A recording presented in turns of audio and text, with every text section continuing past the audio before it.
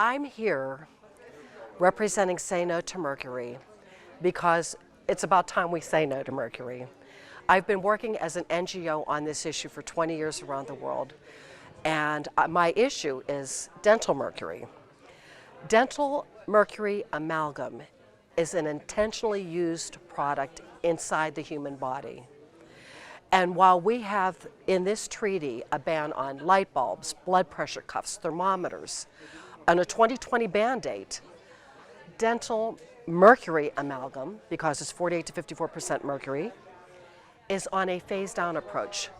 The African Amendment gives a date certain to ban.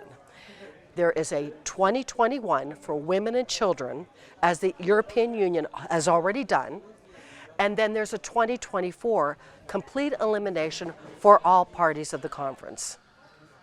So this is really, really important. My colleague, Dr. Blanche Gruby, and myself published a scientific paper to assist as a tool for this COP because no one really knows how pervasive dental mercury is inside the environment. It is in sewage sludge, burial, cremation, which is a huge problem because Japan and India basically dispose of their human bodies by cremation. And all of the mercury that is inside the human body then goes up into the air, and it's a local disposition of mercury, or it's a global through the air. And this is a huge problem because nobody's looking at these other sources. So why do I say we have to support the African Amendment?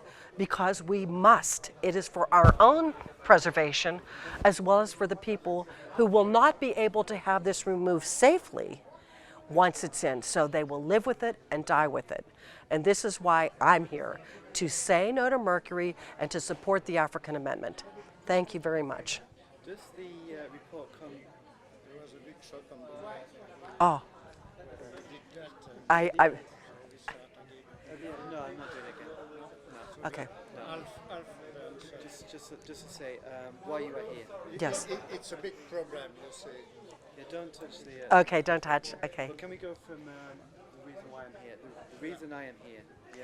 The reason why I'm here is to say no to mercury in the dental sector specifically, and to support the African Amendment, because it's for everyone that we must do this. And it is a reasonable approach to ending a global problem. Does the report make recommendations on the steps that parties need to take, or does it just highlight the issue and the findings of mercury in the body and the disposal process? Well, there are 9 points in the treaty that are currently there listed, and the countries that are participating and parties to the conference, they only are recommending 2, which doesn't mean anything. And we know that if you give no end date, the problem continues forever. And at this point in time, it's a phase down with no time certain to end it. So what is your expectation or your desire for the COPs to resolve this week in a very short, what's the...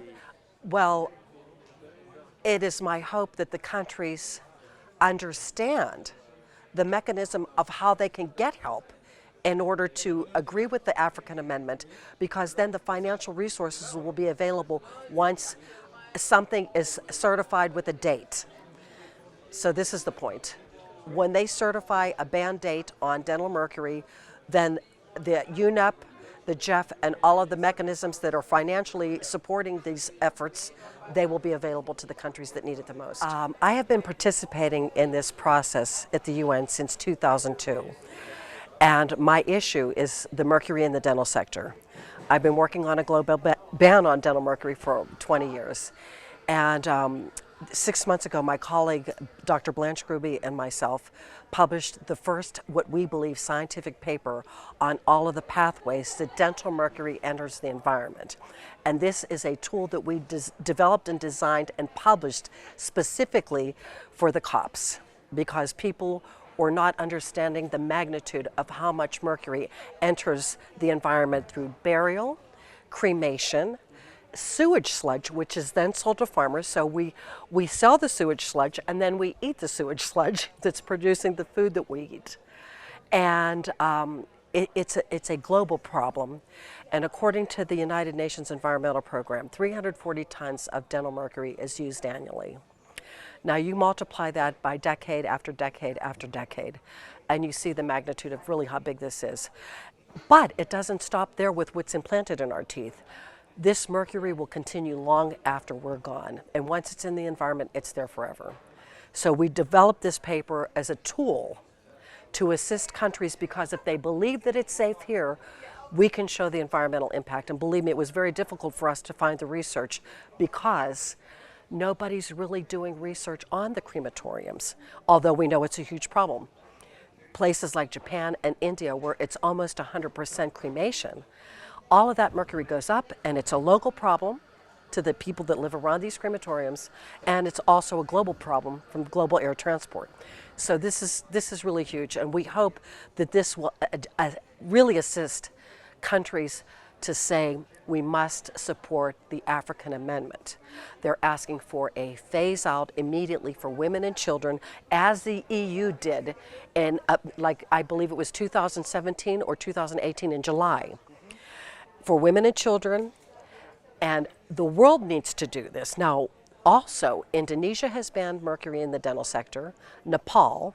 Indonesia is the 4th largest populated country in the world, and I want to know why, as a developing country, they were able to do it successfully, and why everyone else isn't doing it. Great, thank you. That's a really clear message. Is there a particular reason why this is not being adopted? Well, we don't know yet, and we won't know what the outcome is going to be until tomorrow. There's pushback from some countries, but I don't believe that they know the full picture. You know, there's a financial mechanism that goes to assist countries that are developing countries that they need help. But they have to understand, and this is something new to me, and believe me, I was surprised, and I had to clarify and verify that if there is a product or something that is banned, that is when the financial mechanisms take place. So if everyone would agree to this amendment by the African countries, then the source of income will come to help them to get out. So this is, you know, this is what I'm hoping. Brilliant. So this is really a call to action. It is for a the huge. COPs to make the right decision tomorrow to ensure that we reduce the impact of mercury in our environment. Not only in our environment, in our human environment. All environments. Yes. Anita, thank you very much. Thank you very much. Thank you for having me. Pleasure. Can you repeat the last sentence because you shook the mic? Oh. Okay, and the last sentence was... Just the last question. Okay, so, alright, let's just rewind that.